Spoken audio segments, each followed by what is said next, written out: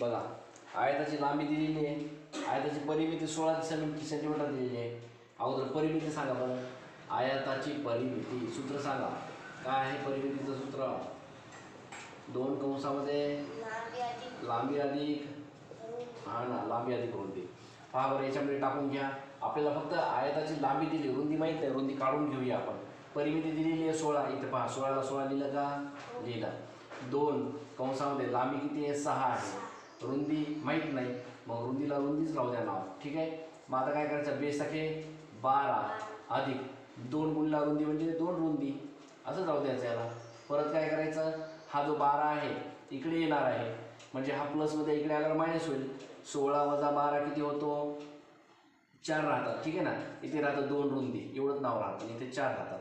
4 बरोबर 2 रुंदी. आता काय करायचं आहे? हा रुंदीला 2 कसा आहे? गुणाकारामध्ये, इकडे आल्यावर भागाकारात होईल. मग 4च्या खाली 2 घ्या आणि इथे रुंदी असं लिहा.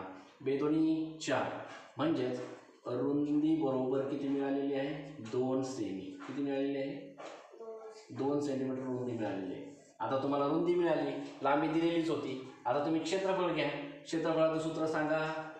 आयताचे क्षेत्रफळ बरोबर लांबी गुणाकारामध्ये रुंदी आहे का? मग लांबी किती आहे? 6 दिलेली आहे, 6 सेमी.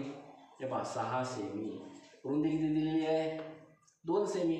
आपण काढली ना तर ती 2 सेमी. मग 6 दोन्ही 12 सेंटीमीटर. मग काय आलं क्षेत्रफळ?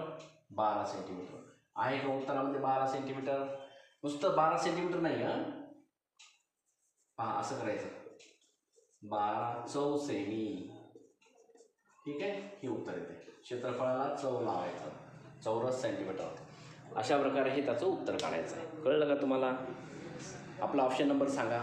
ऑप्शन नंबर सांगा पटकन. किती आहे? डी किती आहे? 12. राईट. ऑप्शन नंबर डीला राईट करा. उत्तर बरोबर आहे. तुम्हाला कळलं का हे? हां का?